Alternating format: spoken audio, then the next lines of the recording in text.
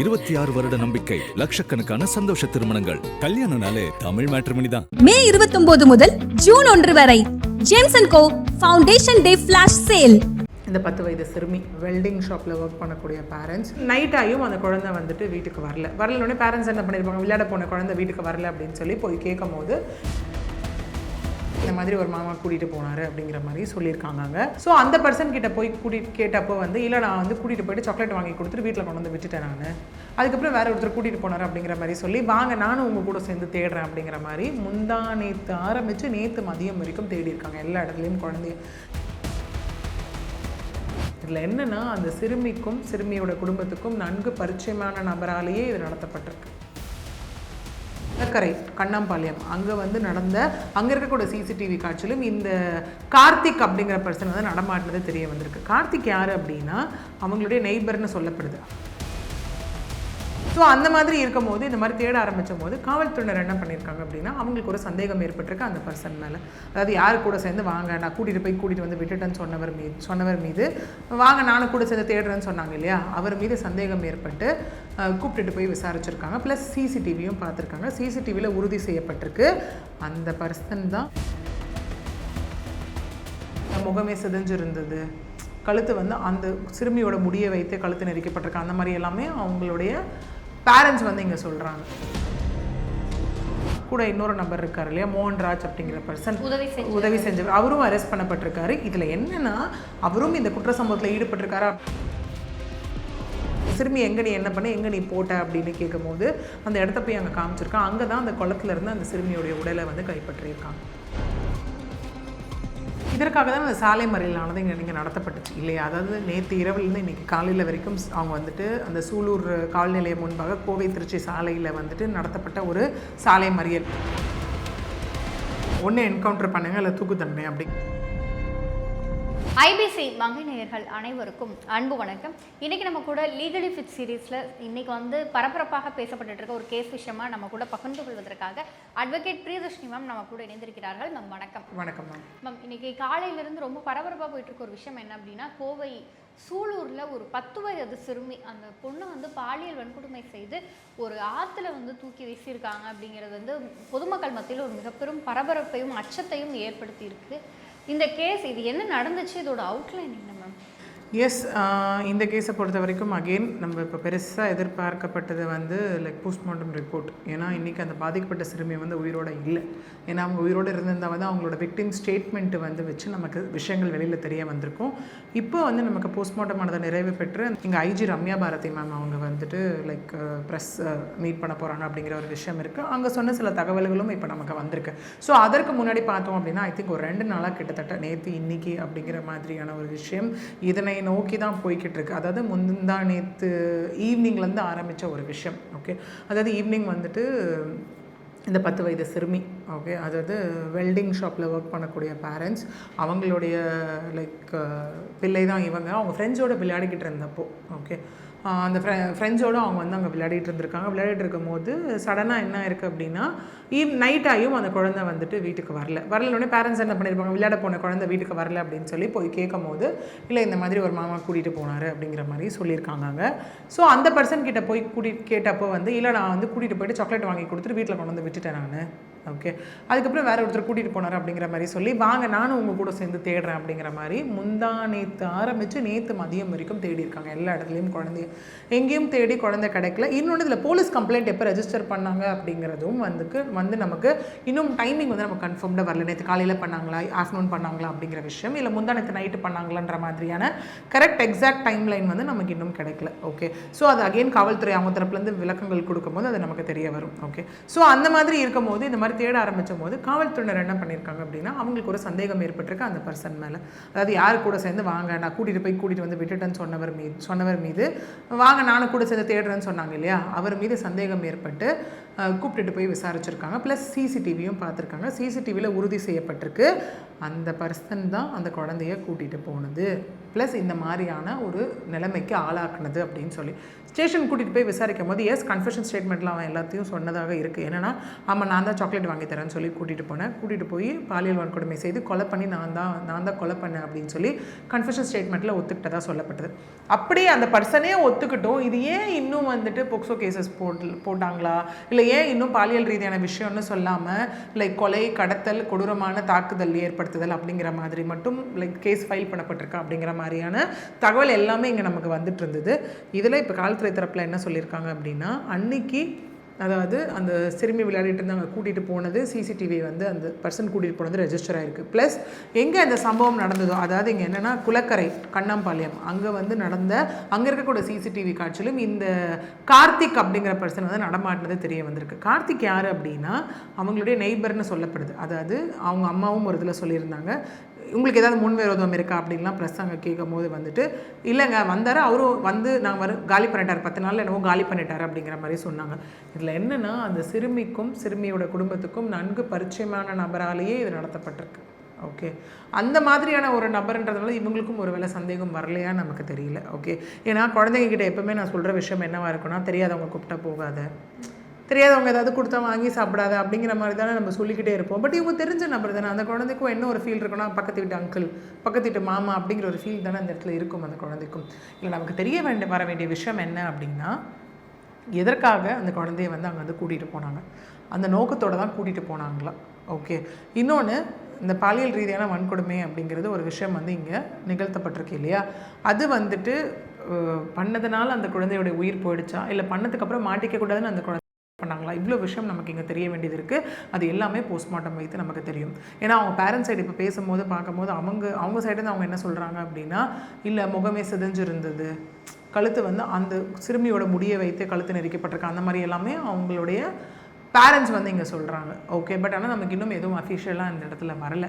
Okay, அந்த மாதிரி இருக்கும்போது இது கூட வந்துட்டு என்னென்னா, கூட இன்னொரு நபர் இருக்கார் இல்லையா, மோகன்ராஜ் அப்படிங்கிற பர்சன் உதவி செஞ்சவர், அவரும் அரெஸ்ட் பண்ணப்பட்டிருக்காரு. இதில் என்னென்னா அவரும் இந்த குற்ற சம்பவத்தில் ஈடுபட்டிருக்காரா அப்படிங்கிறதும் நமக்கு இன்னும் தெரிய வரல, அது விசாரணையின் போது தான் தெரிய வரும். ஸோ போலீஸார் என்ன பண்ணியிருக்காங்க அப்படின்னா, சந்தேகத்தின் அடிப்படையில் ஸ்டேஷன் கூட்டு போயிருக்காங்க. ஸ்டேஷனில் அவன் இதெல்லாம் சொன்னதுக்கப்புறம் அந்த இடத்துக்கு திரும்ப கூட்டிகிட்டு போயிருக்காங்க. நீ எங்கே அந்த மாணவி என்ன பண்ண, அந்த சிறுமி எங்கே நீ என்ன பண்ண, எங்கே நீ போட்ட அப்படின்னு கேட்கும்போது அந்த இடத்த போய் அங்கே காமிச்சிருக்கான். அங்கே தான் அந்த குளத்துல இருந்து அந்த சிறுமியோடைய உடலை வந்து கைப்பற்றியிருக்காங்க.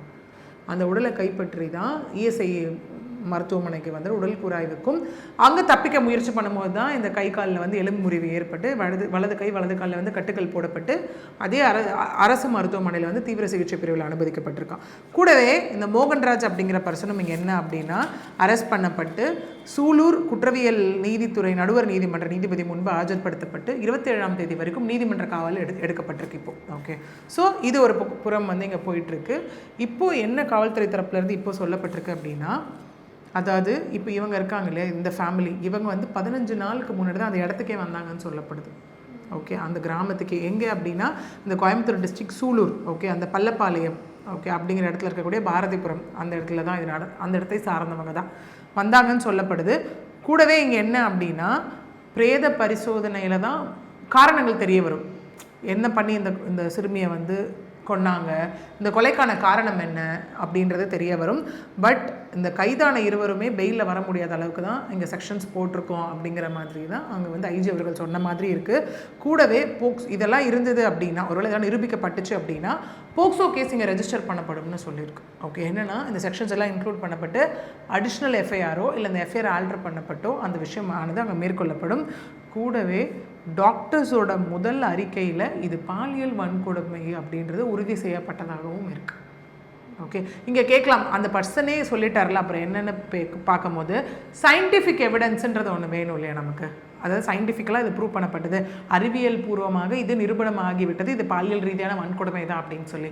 ஸோ இப்போது நமக்கு என்ன கிடச்சிருக்கு அப்படின்னா டாக்டர்ஸோட ஃபஸ்ட்டு ரிப்போர்ட்டில் எஸ் இது பாலியல் ரீதியான வன்கொடுமை அப்படின்னும் இந்த மோகன்ராஜ் மீது வந்துட்டு குற்றத்தை மறைக்க காரணமாக இருந்தார் அப்படிங்கிறது கீழே அவரையும் அரெஸ்ட் பண்ணியிருக்காங்க அப்படிங்கிற விஷயமும் இங்கே சொல்லப்பட்டிருக்கு. கூடவே காவல்துறை தரப்புலேருந்து 200க்கும் மேற்பட்ட சிசிடிவிஸை ஆய்வு பண்ணியிருக்கோம் அப்படின்னும் அவங்களோட செல்ஃபோன் இது சிக்னல்ஸ் எந்த டவரில் இருக்குது, அவங்களுக்குள்ள என்ன பேசிக்கிட்டாங்க, அந்த மாதிரியான விஷயங்கள் 5 தனிப்படைகள் அமைத்து தான் 24 ஹவர்ஸ்க்குள்ளே இவங்களை வந்து அரெஸ்ட் பண்ணியிருக்கோம் அப்படிங்கிற ஒரு விஷயம் இப்போ சொல்லப்பட்டிருக்கு.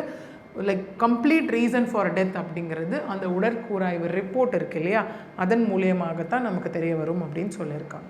மேம் இப்போ வந்து இந்த கேஸில் வந்து காவல்துறையினர் ஒரு மிகப்பெரிய ஒரு ஆய்வு வந்து செஞ்சிட்ருக்காங்க. அப்படிங்கும் பொழுது இந்த குழந்தையினுடைய பெற்றோர் தரப்பிலிருந்தும் உறவினர் தரப்பிலிருந்தும் ஒரு விஷயம் வந்து நியூஸ் சேனல்லேருந்து வெளியாயிருந்துச்சு. என்ன அப்படின்னா, நீங்கள் வந்து குழந்தைய தேடுறோன்னு சொன்னீங்க. கொஞ்சம் நேரம் கழித்து வந்து குழந்தை பாதுகாப்பாக தான் இருக்குது அப்படிங்கிறத சொன்னீங்க. அந்த காரணம் யார், குழந்தைய கடத்திட்டு போனது யாரோ அவங்களையும் பிடிச்சிட்டோன்னு சொன்னீங்க. ஆனால் கொஞ்சம் நேரம் கழித்து வந்து குழந்தை செத்துருச்சுன்னு சொல்கிறீங்களே, ஏன் மாற்றி மாற்றி பேசுகிறீங்கிறது குழந்தையினுடைய உறவினர்கள் தரப்பிலிருந்து முன்வைக்கக்கூடிய ஒரு கேள்வியாக இருக்குது. எஸ், இதற்காக தான் அந்த சாலை மறியலானது இங்கே நடத்தப்பட்டுச்சு இல்லையா. அதாவது நேற்று இரவுலேருந்து இன்றைக்கி காலையில் வரைக்கும் அவங்க வந்துட்டு அந்த சூலூர் காவல் நிலையம் முன்பாக கோவை திருச்சி சாலையில் வந்துட்டு நடத்தப்பட்ட ஒரு சாலை மறியல் இல்லையா. அது போக்குவரத்தானது மாற்றம் செய்யப்பட்டது. அந்த இடத்துக்கு வந்துட்டு ஒரு கிட்டத்தட்ட 300 to 500 போலீஸ் அஃபிஷியல்ஸ் போடப்பட்டாங்க. அதே மாதிரி கார்த்திகா இருக்கக்கூடிய ஹாஸ்பிட்டலில் ஒரு 100 போலீஸார், இந்த மாதிரியான விஷயங்கள் எல்லாமே பண்ணப்பட்டது. கூடவே அங்கே வந்து மினிஸ்டர் அந்த எம்எல்ஏ போகும்போது மக்கள் அவங்க கிட்ட கேட்ட கேள்வி, அவங்க பேசின விஷயம், அவங்க சொன்ன சிங்கப்பெண் சிறப்பு அதிரடிப்படை பற்றி அவங்க லான்ச் பற்றி சொன்ன விஷயமா இருக்கட்டும், கூடவே வந்துட்டு சார்ஜ் ஷீட் விரைந்து வந்து போடப்படும்னு சொன்னதாக இருக்கட்டும், இவங்க ஐஜி ரம்யா பாரதி மேம் அவங்களும் சொன்ன விஷயமா இருக்கட்டும், என்னென்னா தகுந்த தண்டனை வந்து நீதிமன்றம் மூலியமாக அவங்களுக்கு பெற்றுத்தரப்படும் அப்படிங்கிற ஒரு விஷயம் எல்லாமே இருக்குது ஒரு பக்கம்.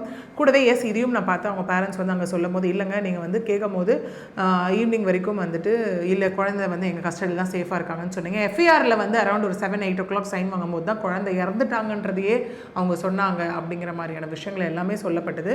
மேபி இது வந்து அவங்க தரப்பில் சொன்ன விஷயம். இது உண்மையாக என்னன்றது எல்லாமே நமக்கு அடுத்த கட்டமாக தெரிய வரும். ஏன்னா இப்போ பார்த்தோம் அப்படின்னா இவங்க இந்த ஐஜி ரம்யா பாரதி மேம் அவங்களா இருக்கட்டும், இல்லைனா இங்கே இந்த ஏடிஜிபி மகேஸ்வர் தயாலா இருக்கட்டும், இல்லை டிஜிபி சந்தீப் ராயரத்தூர், இவங்க எல்லாமே இந்த களத்துக்கு போயிருக்கிறத பார்க்க முடியுது. ஏன்னா எப்பவுமே இங்கே என்னவா இருக்கும்னா, போலீஸு என்ன மாதிரியான இந்த கேசஸில் விசாரணை நடத்துகிறாங்கன்றதை நம்ம பார்த்துட்டே இருப்போம். பட் இந்த கேஸை பொறுத்த வரைக்கும் பார்த்தோம் அப்படின்னா போலீஸ் எடுக்கக்கூடிய டைரக்ஷன்ஸ், அவங்க என்னென்னலாம் ஆய்வு பண்ணாங்கன்றதை, அவங்க என்னென்னலாம் விசாரணை பண்ணாங்கன்றதை ஆய்வு பண்ணுறதுக்கு இவங்க போயிருக்காங்க.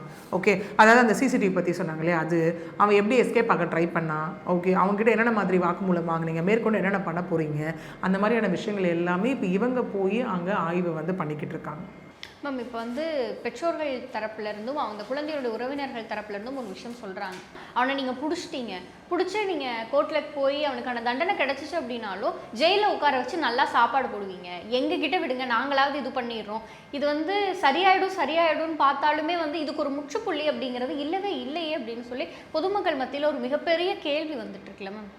இங்கே அதுதான் அவங்க சொன்னதை நானும் பார்த்தேன். ஒன்று என்கவுண்டர் பண்ணுங்க இல்லை தூக்கு தண்டனை அப்படிங்கிற மாதிரி சொல்லியிருந்தாங்க இல்லையா. இங்கே என்ன அப்படின்னா, நம்ம இந்தியன் லா எப்படி இருக்குன்றது ஒன்று இருக்குது இல்லையா. ஏன்னா எதுவாக இருந்தாலும் சட்ட ரீதியாக நிரூபிக்கப்பட்டு நீதிமன்றம் மூலியமாக அவங்களுக்கு தண்டனை கொடுக்கணும் அப்படிங்கிற ஒரு விஷயம் இருக்குது. ரேரஸ்ட் ஆஃப் ரேர் கேசஸ், அதாவது வந்து ரொம்ப கொடூரமான சம்பவத்தில் ஈடுபடுறவங்களுக்கு டெத் பெனால்ட்டி கொடுக்கப்பட்ட கேசஸும் இந்த இடத்துல இருக்குது இல்லையா. ஏன்னா நம்மளும் அதை பற்றி பேசியிருந்தோம். தட் இஸ் முன்னாடி போகும்போது அந்த கஸ்டோடியல் டெத்து போகும்போது இரட்டை தூக்கு தண்டனை எல்லாருக்குமே புதுசாக அது ஒரு விஷயம். அது என்னங்க இரட்டை தூக்கு தண்டனை அப்படிங்கிறது, விச் மீன்ஸ் எவிடன்ஸ் எல்லாம் ஸ்ட்ராங்காக இருக்குது. எங்கேயும் எந்த சூழ்நிலையிலையும் நாளைக்கு இவங்க அப்பீல் போனாலும் இந்த தண்டனையானது குறைக்கப்பட்டு விடக்கூடாது, குற்றவாளிகள் தப்பித்து விடக்கூடாது அப்படிங்கிறதுக்காக கொடுக்கப்பட்ட ஒரு தண்டனை இல்லையா. ஸோ அந்த மாதிரி அந்த எவிடன்ஸை பொறுத்து அங்கே உச்சபட்ச தண்டனையானதும் அங்கே கொடுக்கப்படும். ஏன்னா இங்கே போட்டிருக்க செக்ஷன்ஸ் எல்லாமே வைத்து பார்க்கும்போதுமே கூட உங்களுக்கு maximum of life imprisonment to death penalty அப்படிங்கிறது இங்கே கொடுக்கப்படும். ஓகே, ஸோ அந்த மாதிரியான ஒரு விஷயம் தான் இங்கே நம்ம இந்தியன் லா பொறுத்த வரைக்கும், இந்தியன் லா சிஸ்டம், ஜுடிஷியல் சிஸ்டம் பொறுத்த வரைக்கும் நம்ம ஃபாலோ பண்ணக்கூடிய விஷயம் இதுதான். ஏன்னா அங்கே சொல்லும் போது நிறைய பேர் இந்த மாதிரி கிரைம்ஸ் நடக்கும்போது சொல்லுவாங்க, யுஏஇ மாதிரி பண்ணுங்கள், துபாய் மாதிரி பண்ணுங்கள், இந்த கண்ட்ரி அந்த கண்ட்ரி மாதிரி அப்படின்னு. ஸோ நம்ம இந்தியன் அப்படின்னும் போது ஒன்று தப்பு நடக்குதா, ப்ராப்பர் எவிடன்சஸ் வச்சு ப்ரூவ் ஆகுதா, அடுத்த கட்டமாக லா என்ன சொல்லுது, அடுத்தது லாவில் என்ன மாதிரியான பனிஷ்மெண்ட்ஸ் இருக்குது, அந்த பனிஷ்மெண்ட்ஸ் எவிடன்ஸை வச்சு ஸ்ட்ராங்காக கொடுக்கும்போது நாளைக்கு அவங்க அப்பீலே போய் கருணை மனு வரைக்கும் போனாலும் கூட அது தள்ளுபடி செய்யப்படும் அப்படிங்கிறது தான் இங்கே இருக்கக்கூடிய ஒரு விஷயமா இருக்குது. மேம் இப்போ இவங்க வந்து ஜாமீனில் வெளியில் வர்றதுக்கான வாய்ப்பு கிடையாது, அதுக்கு தகுந்த மாதிரியான சட்டப்படி தான் போட்டிருக்காங்க. ஆமாம், அதுக்கு தகுந்தபடியான செக்ஷன்ஸ் போடப்பட்டிருக்கு. இன்னொன்று இதில் பெருசாக நம்ம என்ன பண்ணணும் அப்படின்னா, சார்ஜ் ஷீட் மிக முக்கியமாக பார்க்கப்படுது. ஏன்னா ஒரு கேஸோட ட்ரையல் ஸ்டார்ட் ஆகும்போது அது ஃபைனல் ஸ்டேஜ் வரைக்கும் போகிறது அந்த சார்ஜ் ஷீட் வைத்து மட்டும்தான். அதில் வந்து என்ன மாதிரியான எவிடன்சஸ் கலெக்ட் பண்ணியிருக்காங்க, அந்த போஸ்ட்மார்ட்டம் ரிப்போர்ட் ஆனது, அந்த விட்னஸஸ் எல்லாருமே உள்ளே இன்க்ளூட் பண்ணப்படுவாங்க. ஏன்னா நம்ம ஒரு கேஸ் பொறுத்த வரைக்கும் இவர் குற்றவாளி அப்படின்றது எவிடன்ஸை வச்சு தான் ப்ரூவ் ஆகும், இவர் குற்றவாளி இல்லைன்றதும் எவிடன்ஸை வச்சு தான் இல்லைனா ப்ரூவ் ஆகும், இவர் தான் குற்றவாளி என்பதை நிரூபிக்க போதுமான ஆதாரங்கள் இல்லை அப்படின்னு தான் வரும். ஏன்னா நிறைய கேசஸில் வந்து பார்த்தோம் அப்படின்னா அப்படின்னா நீதிமன்றமே காவல்துறையை நோக்கி கேள்விகளும் எழுப்பியிருக்காங்க இல்லையா. காவல்துறை வந்து இவர் குற்றவாளி என்பதை நிரூபிக்க தவறிவிட்டார்கள், போதுமான ஆதாரங்களை திரட்டவில்லை அப்படிங்கிற மாதிரி எல்லாமே பார்த்துருக்கோம் இல்லையா. ஸோ இதில் அகெயின் நான் எப்போவுமே ஒரு விஷயம் போகுது அப்படின்னா பெயில் வராங்கன்னா நம்ம ஒன்று சொல்லுவோம், சார்ஜ் ஷீட் இன்னும் ஃபைல் பண்ணல, பெயில் கொடுக்கக்கூடாது, இல்லை இவங்க வெளியில் வந்தால் சாட்சியங்களை கலைச்சிருவாங்க, இல்லை இவங்களுக்கு வந்து பெயிலே கொடுக்கக்கூடாது, அவ்வளோ கொடூரமான சம்பவத்தில் இவங்க ஈடுபட்டிருக்காங்க அப்படிங்கிற ஒரு விஷயம். ஸோ இந்த கேஸ்லையும் அதை நம்ம எக்ஸ்பெக்ட் பண்ணலாம். சார்ஜ் ஷீட் ஃபைல் பண்ணி மேபி அவங்க ப்ரெசன்ட்குள்ளே இருந்துட்டு அவங்க ட்ரையல் அவங்க கண்டெஸ்ட் பண்ணுற மாதிரி கூட வரலாம். 26 வருட நம்பிக்கை, லட்சக்கணக்கான சந்தோஷ திருமணங்கள். கல்யாணம்னாலே தமிழ் மேட்ரிமோனி தான். மே 29 முதல் ஜூன் 1 வரை James and Co foundation day flash sale.